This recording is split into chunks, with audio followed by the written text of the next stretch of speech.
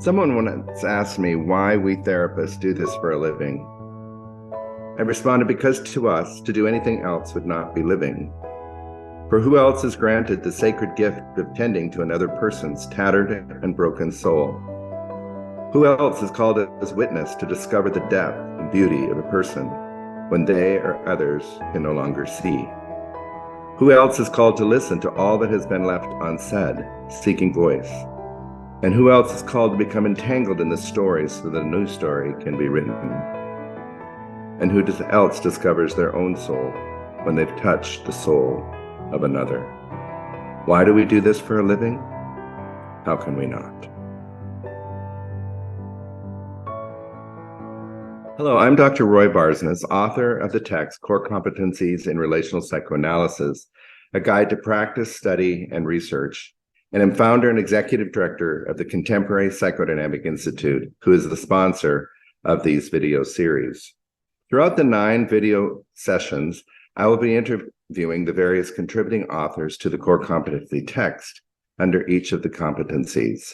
Today, however, I've invited trainers in the certificate program at the Contemporary Psychodynamic Institute to assist me in introducing you to a general overview of the text. So I want to welcome Clarissa, Mandy, Brian, and Chris to this video interview today. So where shall we begin? Let's begin with why study psychoanalytic technique. Yeah, let me tell you a story about, as a professor, I would be teaching relational psychoanalysis, and the school that I taught at was somewhat existential systems and psychoanalytically oriented. And what would happen during the second semester of my work and class, students would enter their internships, and they would come back quite frustrated with what they had been learning in the institution and in my classes. Nobody was talking about that in their internships. They were being exposed to manualized treatments that they had very little training in. And one day a student raised their hand and said, I have all this information and I don't know what to do. And what that sparked in me is that's kind of on me as a professor to have not prepared them well enough to be able to explain the work that relational psychoanalysis is, and also on my profession and on the psychoanalytic community, where we hadn't created sort of a structure, a basic idea about when we enter into a therapeutic relationship, what are the primary things that are driving us in our questions, in our interpretations, in our interactions with our patients. And so I decided to do a research study. And what I did is interview, well, first of all, I'll just say, I want to say something else about that. And that not only was it on me, but it's a problem in depth psychologies, because we're dealing with the unruly field of affect, the unconscious, and the therapeutic relationship. And that's very hard to quantify and qualify and apply. But I felt that there is a structure to psychoanalytic work, and I wanted to find out what that might be like, and to then write that down. So the goal of this text was to conduct a research study to determine if there were consistencies among analysts that could guide us in our practices, and then write that down. And I say here something about what even Freud, who knew that this was an essential philosophical movement in his own work, and he said this, quote, "The plasticity of all mental processes and the great number of the determining factors involved actually prevent the formulation of a stereotype technique." But then he said this, "And yet, these circumstances should not prevent us from establishing a procedure for the physician which will be found most generally efficient." And so it was with that in mind that I sought to provide a structure or a set of core competencies that ground and serve the practitioner in the practice of an effective psychotherapy. Roy, how did you go about conducting this study? The best, I looked for models. I started actually wanting to create sort of a quantitative study. And so I was going to create an interview process or a test essentially that I would send to different people to fill out, and then I would be able to see what's common there and all that sort of thing. But Karen Marotta, when I called her about that, she says, "Roy, I just want to talk with you." And I go, that makes sense. That's what we are, relationalists, right? And she says, "I just want to talk about what I do with you." And so I kept studying what a qualitative research study would look like. And the grounded theory analysis completely aligns with what psychotherapy in general is. And I think it's actually a model that psychologists and psychotherapists should be using for research. And what that means is that you interview people, and you interview them to the point of what we call saturation. And what that means is that new concepts are actually coming up. And so I chose to interview psychoanalysts who were well known in the relational movement, had 25 plus years of experience. And when we reached saturation, we were working with then analyzing the data that came in. And there was over 1,000 ideas or concepts that emerged, but then we had to continue to evaluate those and analyze those to the point where we came to the seven core competencies. And those competencies that we ended up with, or what I would actually prefer to call disciplines, are therapeutic intent, therapeutic stance, deep listening, affective attunement, the there and then and the here and now, patterning and linking, repetition and working through, courageous speech and disciplined spontaneity. And then the separate and overarching core category that emerged was that of love. And so as you can see with those 7 competencies, that there is now a structure, a way for therapists to enter into the therapeutic relationship and actually be mindful of, why am I doing this? In order to do this, how do I situate myself? What am I listening for? What is affective? What does it mean to be affectively attuning to the patient's story? The idea of repetition, there and then, here and now, and the patterns and linking that have resulted in how a person lives their life and how they're actually patterning and linking that with me and in the therapeutic relationship. And of course, historically, psychoanalysis has always talked about replication and repetition and the working through. The courageous speech, discipline, spontaneity is an interesting piece where the relational model actually is far more near, if you will, to the therapeutic encounter, and not in a distant interpretive mode, which really then requires of the therapist a type of courage, frankly, to bring themselves into the therapeutic process and speak to that which is going on. And that's certainly how the supervision model that I've developed over the years has come to be, where we're dealing with what is the experience that we're having and how do we speak to it. So then I gathered these various psychoanalytic writers, and Mandy asked earlier today, how did I choose these? And there's a couple of reasons. One is I had been, these are primary authors in the field. I've been reading them. I'd also conducted a relational perspective lecture series at the school that I was teaching at, and had met them, worked with them, talked with them, and valued them very highly in the field. And Dr. Lou Aaron was one of those speakers, and when he came to Seattle and we spoke, he was very excited about the research and then excited about the text, and then became the push behind having it published by Routledge 5 years ago. All right, why relational psychoanalytic technique? And can you describe to us what is unique to relational psychoanalysis? Yeah, the first part of that question is interesting. Why relational psychoanalytic technique? As we all, when we start out, you know, I'm as enthused about psychoanalysis today as I was, you know, when I started 35 years ago. And I just really want to learn about the human condition and how we can work with it. And my very first patient was, I always say this, it's kind of silly, I suppose, but was very patient with me. She should have left, frankly, but she put up with all my antics. And every day I'd come from class And when I would see this patient, whatever I learned that day, I was going to apply to her. And she, one day I came in with this big piece of paper, and I was going to do the genogram because we'd been studying the genogram in family systems theory that day. And she said to me, "Roy, put that away. And when you're ready to hear my story, I'll tell you." And that had a profound effect on my life, frankly, and on my career, that this person was pushing for me to be in that room with her in order for her story to unfold. I've also told this story frequently, that my first job out of college was as a social worker on a Native American Indian reservation. And one day, 3 of my kids had the night before done 10 break-in enters in a small town near the reservation. And the police called me to come pick them up the next morning because they couldn't locate the parents. And the kids had said, "Well, you can call Roy, he'll come get us." So I went there. And when we were driving home, little Brenda said to me, she said, "You know, Roy, if you'd come see us more often, we'd be better."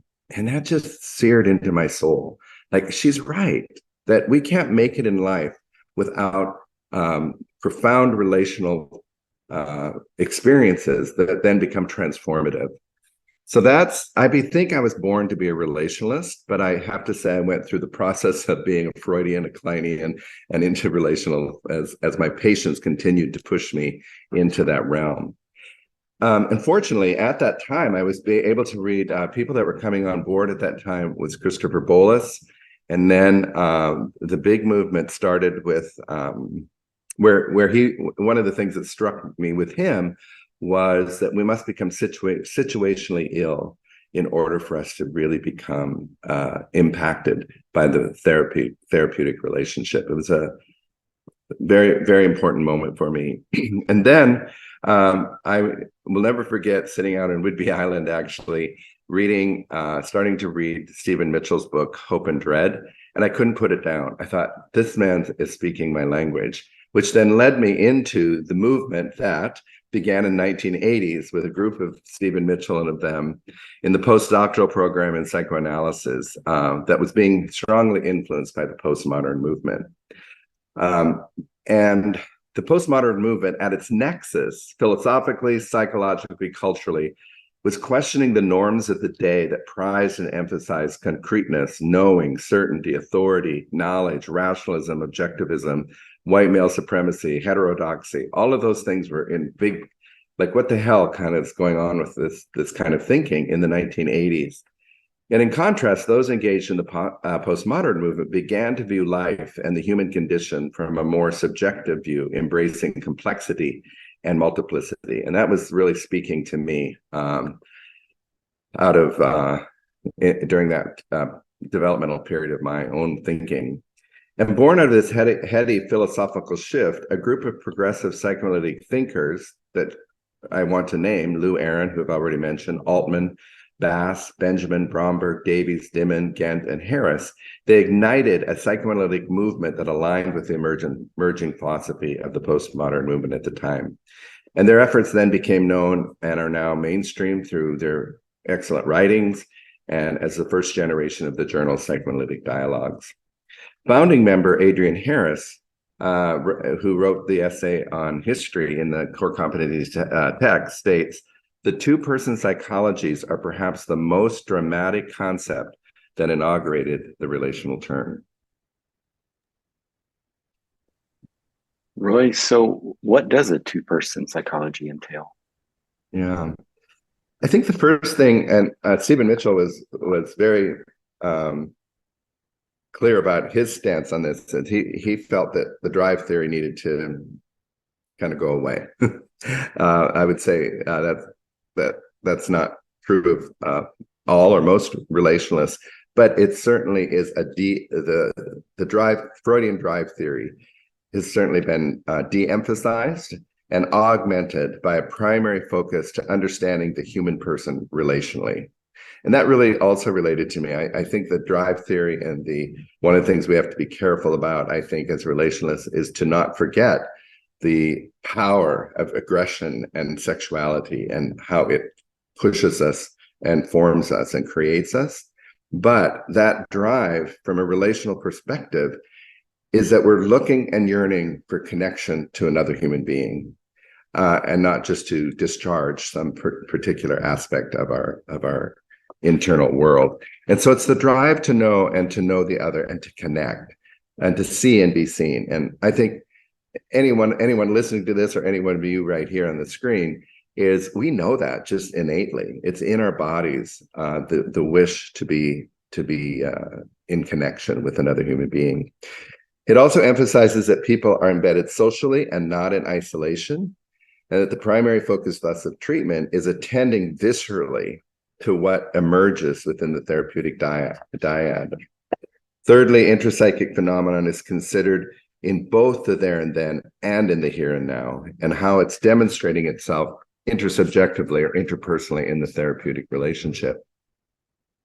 Intersubjective, in contrast to subject-object, means that there are two subjects in the room. And this is a very interesting piece where historically, in historical psychoanalysis, the therapist, in many ways, their emotional field, their countertransference reactions, the things that were being aroused in them when sitting with their patient, were meant to be left outside the room. What has shifted, and several people have written this, and one of them, Karma, wrote in her text, the use of the countertransference phenomenon is what defines relational work, is that we're utilizing our countertransference experiences as part of a messaging from the therapist, from the patient's narrative. Fourthly, terms such as new terms such as intersubjectivity, multiplicity, affective experiences, enactment have all been added thus to the psychoanalytic lexicon. And lastly, and this is something I'm working on right now myself, is there's a move from interpretation into complex dialogue. Doesn't mean that interpretation is not happening, but how we might use our interpretations is, do we move it into the complexity of the intersubjective field, playing it out with our patients, and a stance of passion and engagement in contrast to dispassionate and objectivity. So could you give us a brief outline of the text, the core competencies of relational psychoanalysis then? I will. There's three sections. The first section is the research behind the core competency. The second is the efficacy of the model. And I think the readers will be very encouraged to see how psychoanalysis lines up with evidence-based treatments. And then the history of relational psychoanalysis. And then the second section is the whole story of the core competencies. And what I've done with this as well is design it in a particular way where, first of all, you literally get the one-line naming of the core competency, which each of you will be talking about momentarily. I then offer a brief introduction to each competency, and then the properties that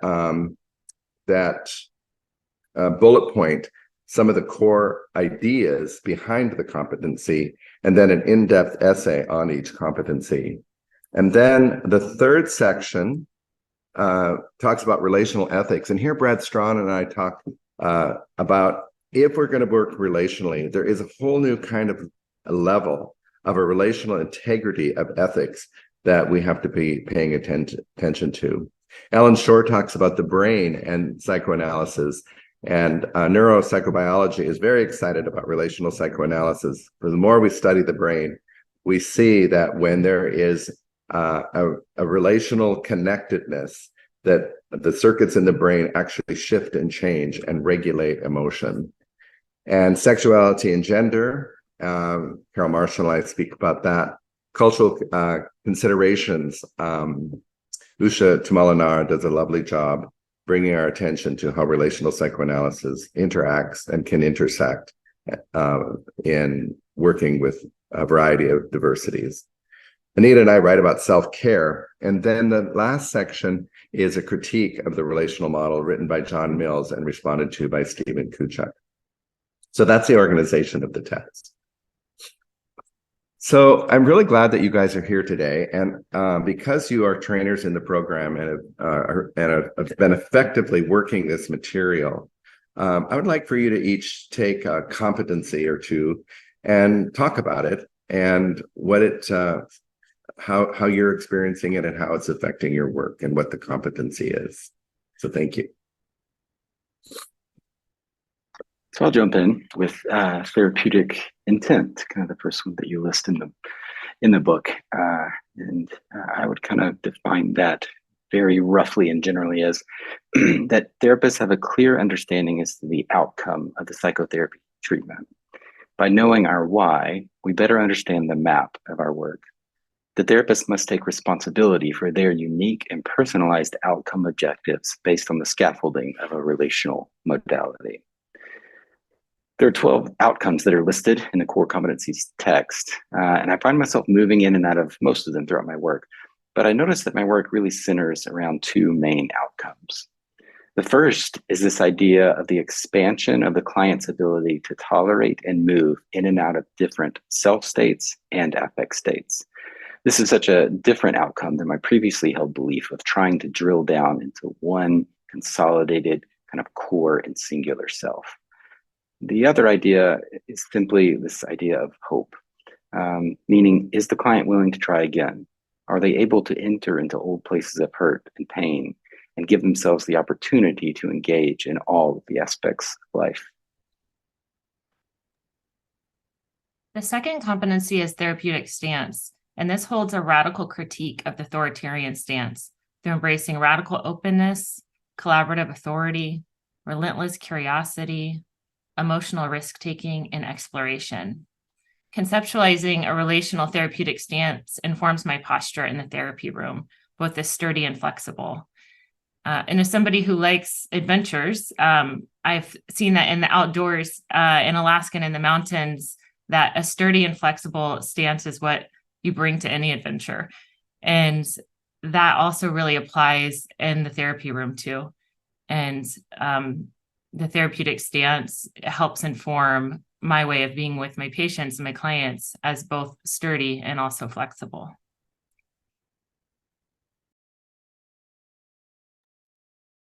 The next competency is deep listening and affective attunement. And in line with a radical openness to self and patient, deep listening and affective attunement refers to a listening that attends to the affective stirrings that are elicited within the therapist regarding their experience of the patient. So countertransference reactions are considered not only as something of the therapist's own personal narrative, but they've been brought forward with this particular patient in this particular moment, and are considered to signal to important aspects of the patient's own life, narrative, unconscious. And this has been just a really compelling thing for me. And the way I've come to think of it is sort of like there are two parallel tracks that we're operating from as a therapist, and we're trained in a particular way. And so we sit in our chair and we work with our patient and we hear their story and we do what we know to do. And all of that's happening consciously. And so the deep listening and affective attunement isn't just to the conscious material, but I've had to learn to listen deeply to my own internal stirrings, my own reveries, musings, things that are getting evoked in my body or in my own emotional field, and essentially listening on this other track of like, this is what's happening in the room, but what else is going on? What else might I be getting pulled into? What are we participating in that might still be lingering in an unconscious space, but is trying to push itself into a space where we can work with it? And so it's been quite a profound lesson and experience for me that really has enlivened the way that I work with my patients. So.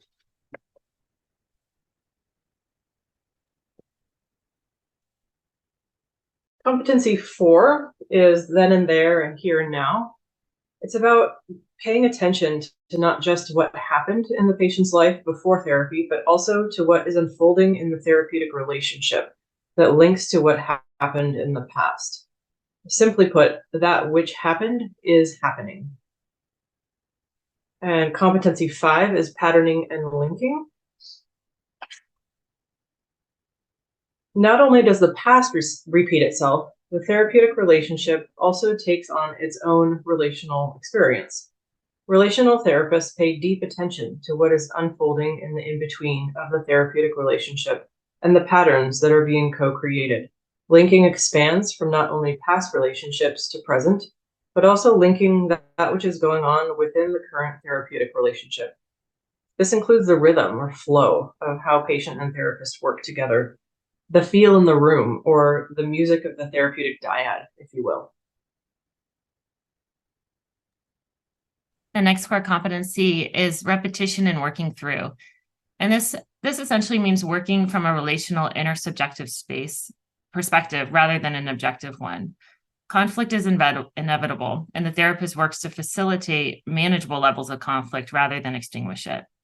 Working through addressing the question, what the hell is going on here, with a client means creating a deeper understanding of the patient's narrative, as well as a deeper bond between the therapist and the patient. This helps me when I feel lost or stuck, frustrated, or really tired with a patient. Acknowledging that therapeutic change occurs by facing the conflict, not by avoiding it, helps me to use the challenges that arise with me and in the patient rather than move away from them.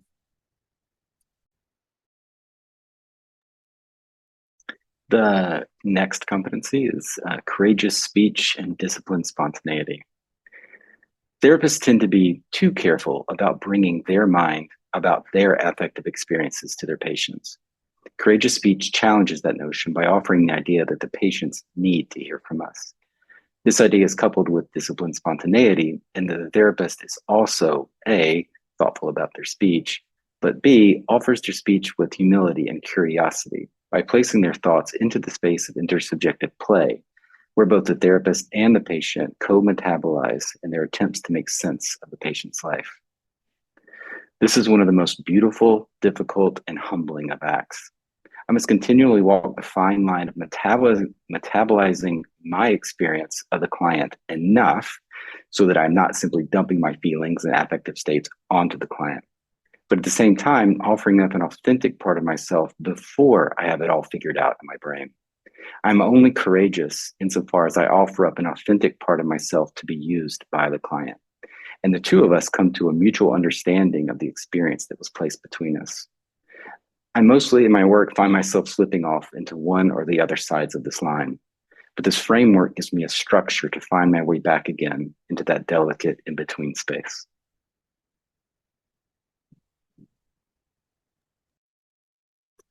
And the final competency is a sort of separate but overarching category, and that's the category of love. That everything that we've just talked about in terms of these core competencies and disciplines is motivated and driven by a particular type of love that is not the avoidance of conflict, is the willingness to step into that authentic space that Chris was just talking about. And love ultimately was a key category in Roy's research. Here we offer the willingness to get entangled with another person's story, where we experience the intensity and the full range of emotions, including love and hate. And that doing so is, in essence, an act of love itself. And as Freud said, psychoanalysis is, in essence, a cure through love. And Brian, I'd like to tag on to that and just sometimes we have more, I don't know, secular or popular understandings of love. And when I thought about this as a competency, I thought, to engage someone fully, to face our own anxiety and vulnerabilities, to truly show up, to participate in our patients' lives and speak what many times has been unspeakable, is that not love? Mm-hmm. Mm-hmm. Very good.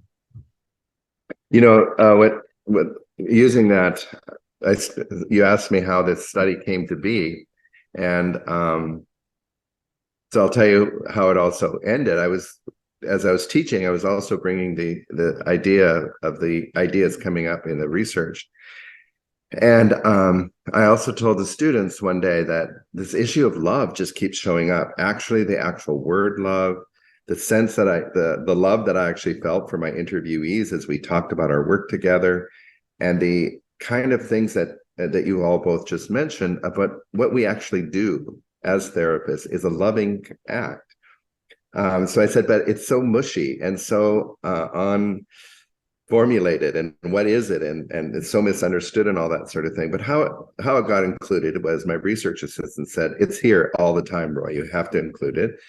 And then a student who had never ever said anything for 2 semesters in my class, and it was the end of the class, and I said goodbye to everybody, and he corners me and he says this to me, and it's in the book on page 202. I say, at the end of the semester, having said our goodbyes, he approached me and quite intensely said, don't ever shy away from love. You have brought it, you have lived it, I have bought it, and I believe it. And now as a new practitioner, I have seen it. Don't ever give up on love. And that's how it got included in the text. And it was research responsibility, as well as that intense moment that I had with that student about the power of what our work is all about. Thank you. That was lovely to hear you speak of each of the competencies. And I'm wondering, as you've heard each other speak, and as we've had our chat this morning, what kind of thoughts and feelings are coming up with you, and what have you been benefiting from this model, and any last words that you would want to leave with our audience today?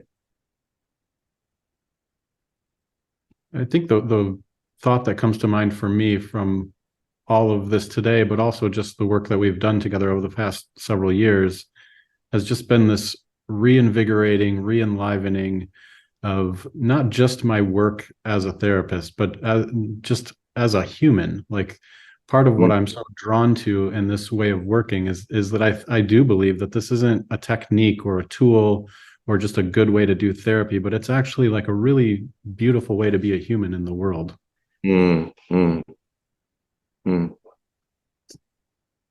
Yeah, the core competencies have really given me a structure to bring more of my adventurous spirit to therapy. It helped me to hold the tensions between the freedom and the disciplines in relational psychotherapy. Nancy McWilliams, in her chapter, has a quote where she says, the guide does not need to know where the parties will emerge from the wilderness, but does have the knowledge to make the journey safe. Right. And yeah, I really feel that it, I had a client say the other day, like, she thought I was here to help her get out of the weeds. And I was like, actually, we're going to get into the weeds. We're going to get lost in the trees, because I do know something about the forest we're traversing. And these help really give me that structure of the wilderness that we find ourselves in. Oh, nice. I was going to take a moment here. You just brought up Nancy McWilliams, who's one of the authors in the book, and I realized I haven't mentioned the different essayists. And so the people that are featured in the text, besides myself and my colleague Brad and my colleague Anita and Carol Marshall, where I've either written or we've co-written chapters, Dr. Cornelius, Adrian Harris, Steve Tublin, Stuart Kaiser, Lou Aaron, Stephen Knobloch, Karen Marotta, and Daniel Shaw, Alan Shore, Usha Tamalanara, and Steve Kuchuk, and John Mills. So those are part of the participants in this text. Yeah.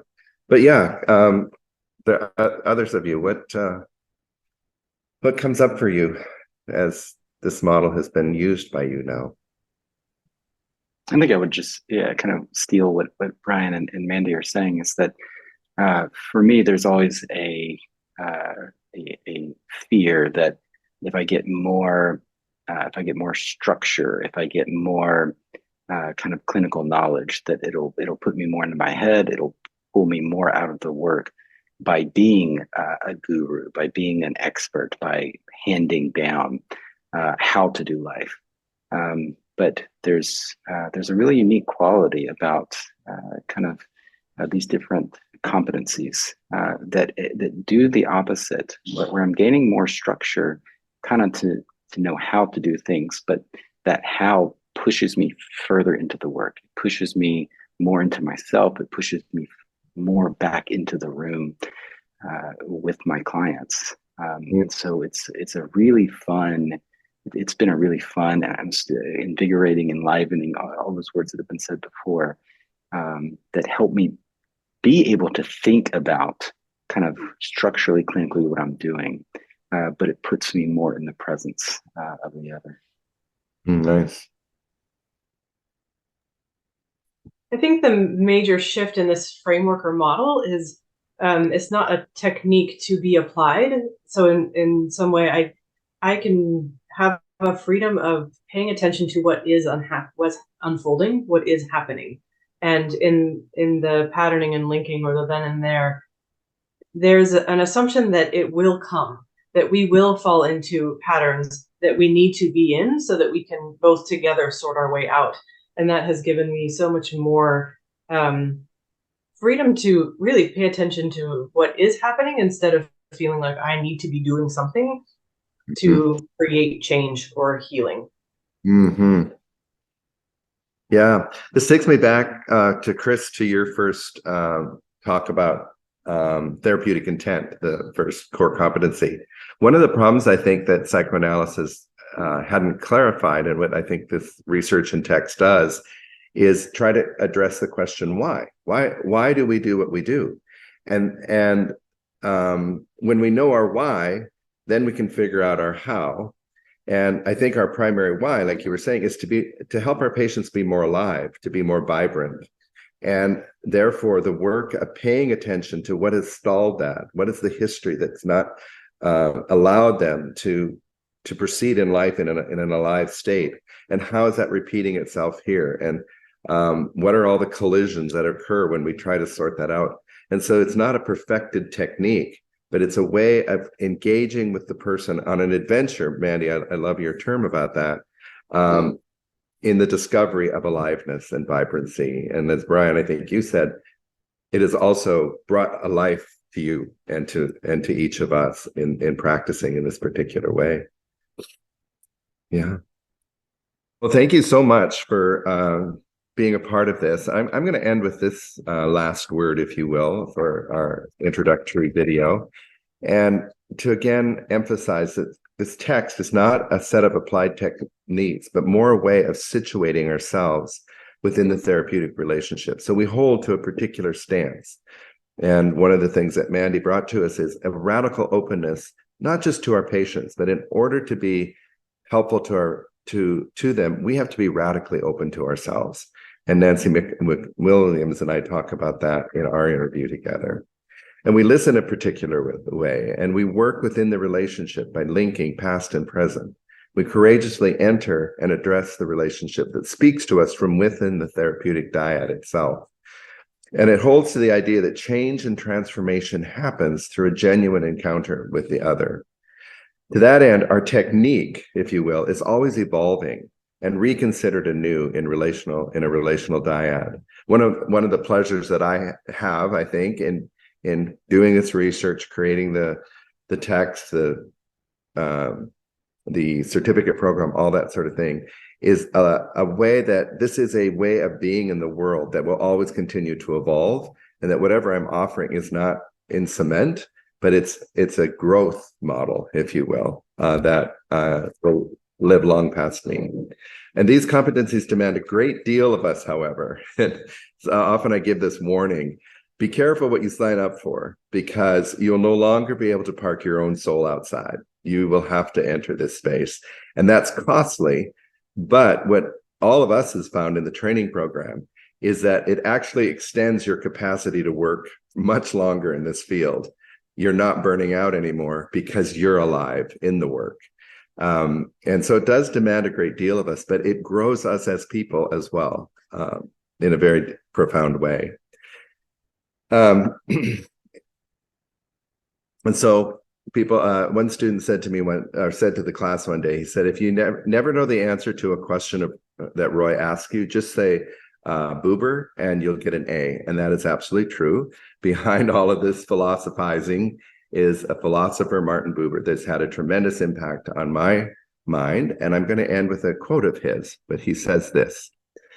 And what this gets at, first of all, I want to say is how important it is that we have our theories and our mind and our knowledge, but that in the end, in the very end, it'll be, did we show up authentically? And that, just my saying that moves me in my own soul, is because and the trainers here have loaded our brains up with theory and knowledge, but ultimately it'll be how we show up. And he says this: on this paradoxical foundation, laid with great wisdom and art, the psychotherapist now practices with skill and with success, until a therapist is terrified because he begins to suspect that, at least in some cases, but finally perhaps in all, something entirely other is demanded of him. Something incompatible with the economics of this profession, dangerously threatening. What is demanded is a call to his confidently functioning security of action, but to the abyss. That is, to the self of the doctor, that self that is hidden under the structures erected through training and practice, that is itself encompassed by chaos, itself familiar with demons, but is graced with the humble power of wrestling and overcoming, and thus ready to wrestle and overcome anew. It is my hope that this text will guide and help you in your wrestling as you continue to commit to the very important and sacred call of psychoanalysis, assisting others through their pain and their trauma towards a more vibrant and meaningful life. Thank you, Clarissa, Mandy, Brian, Chris, for this energizing moment that we get to share together once again. And to our audience, thank you for listening, and goodbye.